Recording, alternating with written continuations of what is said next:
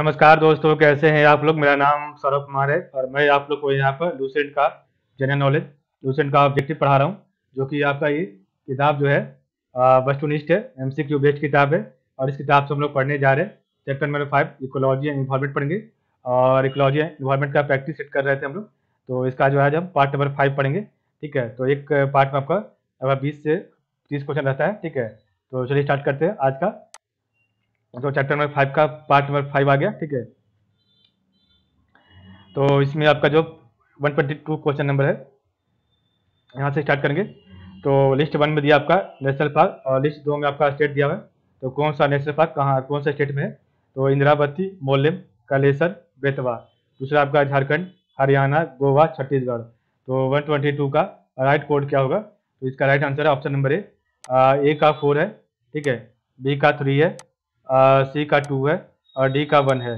तो इंदिरावती छत्तीसगढ़, मोलेम आपका जो है गोवा और कालेसर आपका हरियाणा में और बेतवा आपका झारखंड में। ठीक है, तो इंदिरावती छत्तीसगढ़, मोलेम आपका जो है गोवा में, कालेसर नेशनल पार्क आपका जो है हरियाणा में और बेतवा नेशनल पार्क आपका जो है झारखंड में है। ठीक है, तो बेतवा आपका झारखंड में, इंदिरावती छत्तीसगढ़ में, मोलेम आपका हरियाणा गोवा में, कालेसर गोवा में, कालेसर हरियाणा में। ठीक है, क्वेश्चन नंबर 123 है, with reference to the detailed report of tiger census 2018 released by the government of India in July 2020.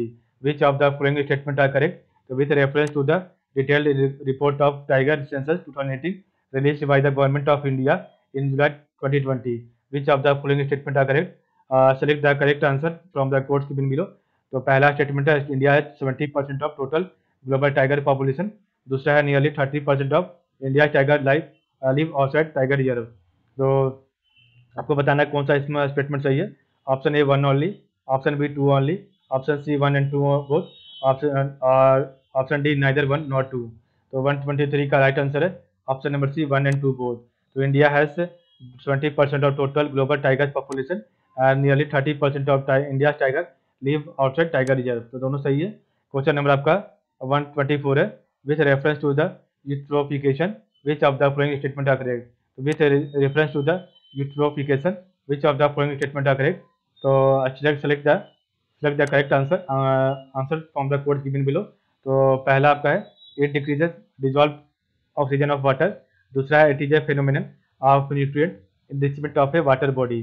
तो 124 का राइट ऑप्शन क्या होगा, option A 1 only, option B 2 only, option C both 1 and 2, option D neither 1 not 2।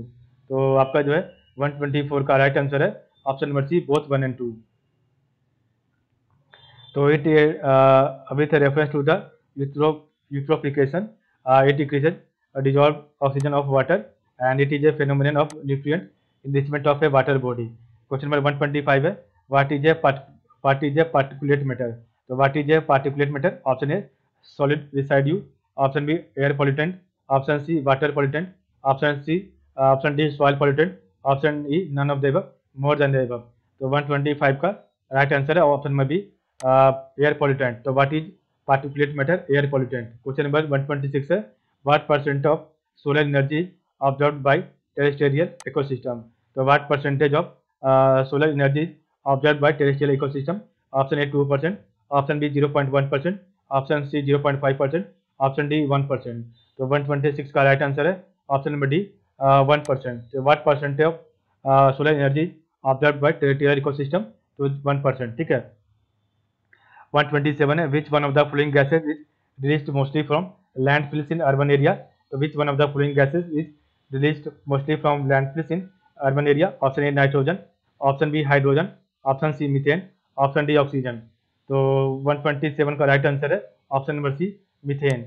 Question number 128 है, which one of the following is most sensitive to environmental change. तो which one of the following is most sensitive to environmental change. Option A amphibian, option B reptile, option C mammal, option D insect. तो 128 का right answer है option number A amphibian. Question number 129 है, arrange the following events in chronological order of their commencement. तो arrange the following events in chronological order of their commencement. तो select the correct answer using the code given below. तो 129 का आपका जो right answer होगा option number सी हो जाएगा। तो सबसे पहले वाइल्ड लाइफ प्रोटेक्शन एक्ट, उसके बाद आपका जो है प्रोजेक्ट टाइगर। ठीक है, उसके बाद आपका जो है प्रोजेक्ट एलिफेंट, उसके बाद लास्ट में आपका है बायोलॉजिकल डाइवर्सिटी एक्ट है। तो सबसे पहले आपका कौन आया, वाइल्ड लाइफ प्रोटेक्शन एक्ट, दूसरा आपका प्रोजेक्ट टाइगर, तीसरा आपका है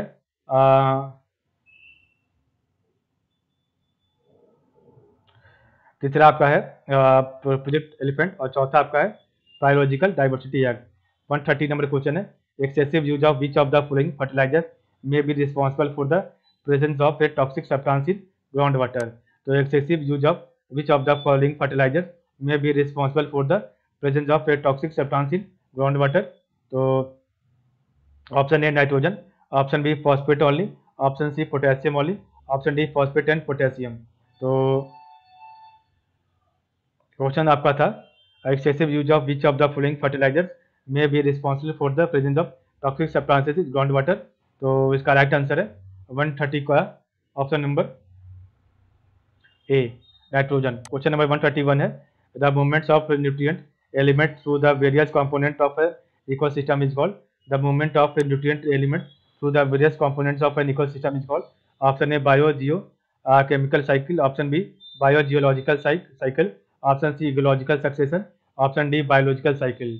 तो 131 का राइट आंसर है option number A, bio geo chemical cycle. The movement of nutrient element through the various component of an ecosystem is called bio geo chemical cycle. Question number 132 है, where was the Mitti बचाओ, तो where was the Mitti Bachao save the soil movement started in India. Option A Thane Maharashtra, option B Mysore Karnataka, option B Darbhanga Bihar, option D Hoshangabad Madhya Pradesh. तो 132 का right answer है option number C, Darbhanga Bihar. Question number 133 है, without green house effect the average temperature of earth surface would be. तो without green house effect the average temperature of earth surface would be. Option A 0 degree Celsius, option B -18 degree Celsius, option C 5 degree Celsius, option D -20 degree Celsius. तो 133 का right answer है option number D, -18 degree Celsius. Question number 134 है, the entire sequence of communities that successively change in particular area are called, the entire sequence of communities that successively change in a particular area is called, option A ecological succession, option B SERE, option C community dynamics, option D pyramid of biomass। तो 134 का right answer है option number B SERE, the entire sequence of communities that successively change in a particular area are called SERE। Question number 135 है, use of polished rice in human diet cause following disease. तो use of polished rice in human diet cause following disease. Option A rickets, option number B anaemia, option number C goitre, option number D beri beri. तो 135 का right answer है option number D beri beri.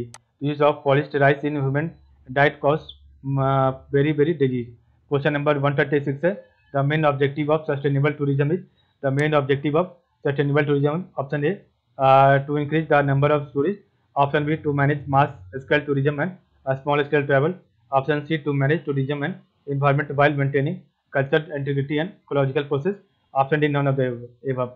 तो 136 का right answer क्या होगा, option number C, तो the main objective of a sustainable tourism is to manage tourism and environment while maintaining cultural integrity and ecological process। Question number 137 है, generally environment can be classified as following categories, which among the following is not a part of such categories। तो generally environment can be classified as a following categories, which among the following is not a part of such categories। Option A operational environment, option B physical environment, option C cultural environment, option D biological environment। तो 137 का right answer है option number A operational environment। तो generally environment can be classified as a following categories, which among the following not a part of सब category। तो operational environment not a part of सब category, ठीक है। Question number 138 है, the concept of ecological transition was first used by, the concept of ecological transition was first used by, option A Elton, option B Bennett, option C Barclay, option D Ratzel। तो 138 का right answer है option में B Bennett, the concept of ecological transition was first used by Bennett. Question number 139 है, which of the following national park is situated in Uttar Pradesh. तो which of the following national park is situated in Uttar Pradesh, option A Dachigam, option B Hemis, option C Van Vihar, option D Dudhwa. तो इसका right answer है option number D Dudhwa. तो Dudhwa national park is situated in Uttar Pradesh. Question number 140 है, the interaction between algae and fungi to form lichen is called. The interaction between algae and fungi to form lichen is called, option A parasitism, option B mutualism, option C commercialism, option D conversion, option D none of the above, more than the above. तो direction between algae and fungi to form lichen is called. तो 140 का right answer है option number B mutualism. Question number 141 है the actual location of place where an organism lives is called. The actual location और place where an organism lives is called. Option A habitat, option number B ecosystem, option number C niche, option number D biome, option number E none of the above, more than the above. तो 141 का right answer है option number A habitat. The actual location और place where an organism lives is called habitat. Question number 142 है which of the following region which of the following region in India is now regarded as an ecological hotspot।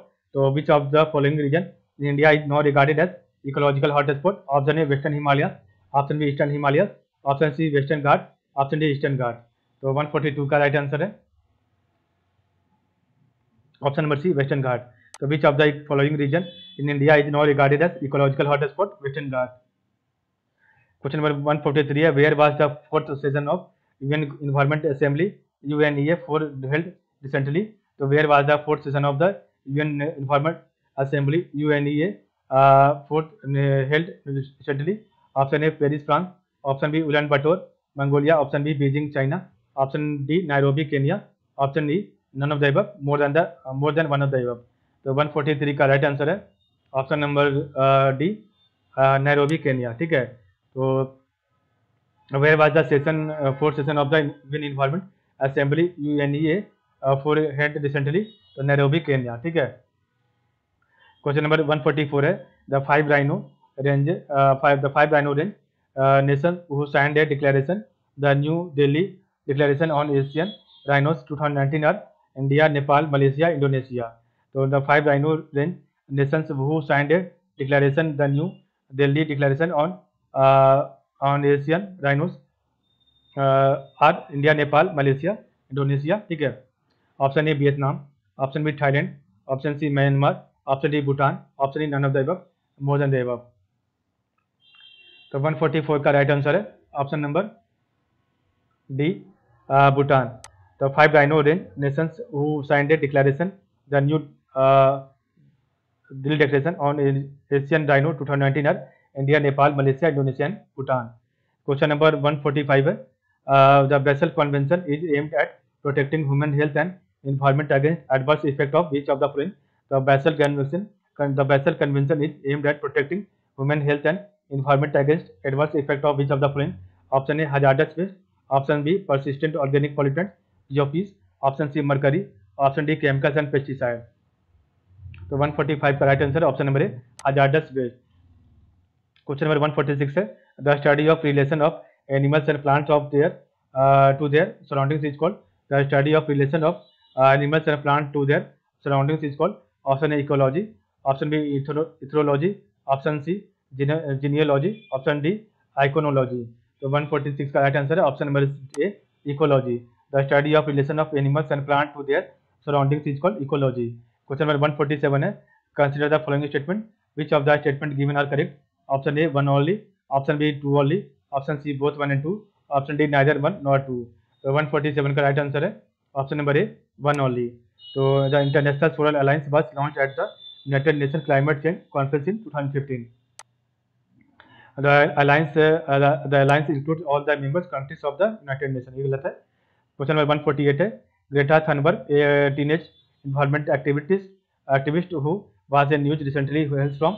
तो Greta Thunberg a teenage environment activist who was in a news recently hails from? Option A Sweden, option B Germany, option C USA, option D Canada.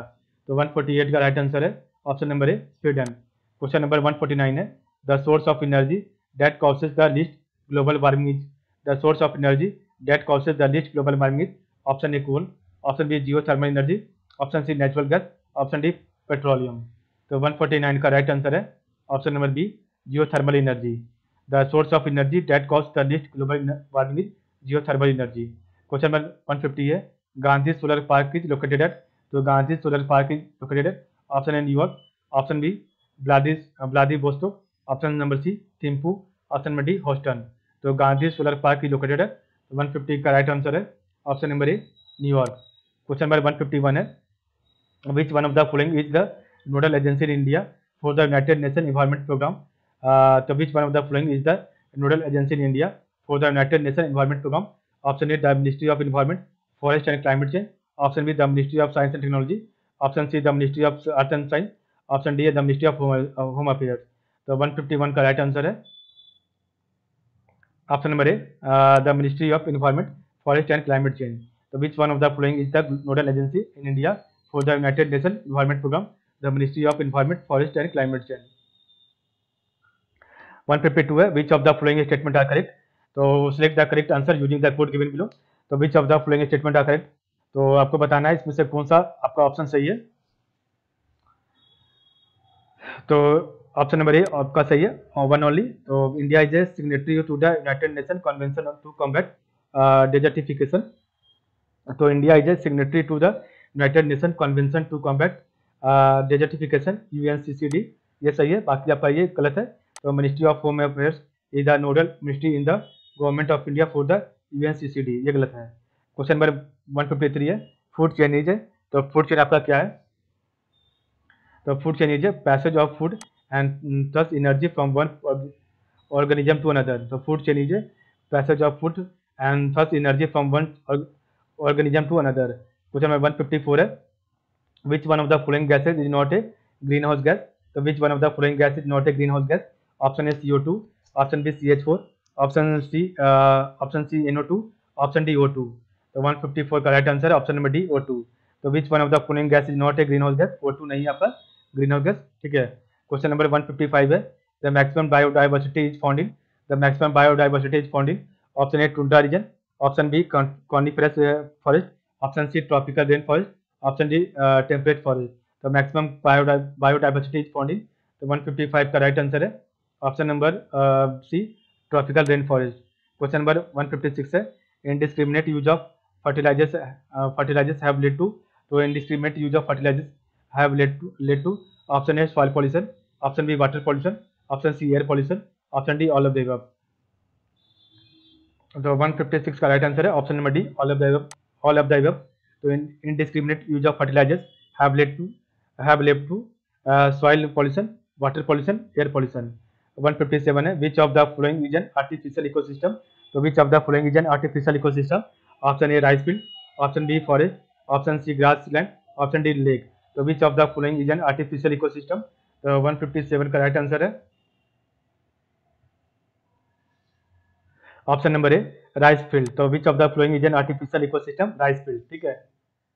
Question number 158 है, which one of the following is the correct sequential phase in the successional development of vegetation community in habitat. तो which one of the following is the correct sequential phase in the successional development of vegetation community in habitat. तो option A है migration, reaction, stabilisation and nudation. Option B है migration, stabilisation, reaction and nudation. Option C है nudation, migration, reaction and stabilisation. Option D है reaction, migration, stabilisation and nudation. तो 158 का right answer है option number C nudation, migration, reaction and stabilisation. तो which one of the following is the correct sequential phase in the successional development of vegetation community in habitat. तो nudation, migration, reaction and stabilisation. Question number 159 है, India aims to achieve land degradation neutrality by the year. So India aims to achieve land degradation neutrality by the year. Option A 2025, option B 2030, option C 2035, option D 2040. So India aims to achieve land degradation neutrality by the year. The 159 का right answer है option number B 2030। Question number 160 है, nitrogen fixing bacteria mix combination with the cell of. तो nitrogen fixing bacteria make combination with the cell of the root of option A pulses, option B rice, option C wheat, option D sugarcane। तो nitrogen fixing bacteria make combination with the cells of the roots of। तो 160 का right answer है option number ए pulses। Question number 161 है, why does the government of India promote the use of neem coated urea in agriculture। तो why does the government of India promote the use of neem coated urea in agriculture। तो 161 का right answer क्या होगा? Option में B, neem coating slows down the rate of dissolution of urea in the soil.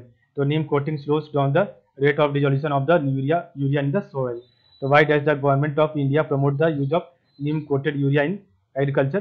तो neem coating slows down the rate of dissolution of the urea in the soil. ठीक है, तो कल हम इसका जो है नेक्स्ट पार्ट पढ़ेंगे। पार्ट नंबर आपका जो है पार्ट नंबर 6 जो है आपका यहाँ पर नहीं छपा है। ठीक है, तो पार्ट नंबर 6 के बाद पार्ट नंबर 7 ये आ गया। ठीक है, तो पार्ट नंबर 7 और इसके पहले पार्ट नंबर 6 पढ़ेंगे। ठीक है, तो आज के लिए बस इतना ही, और आप लोग का बहुत बहुत धन्यवाद। ठीक है, आप लोग का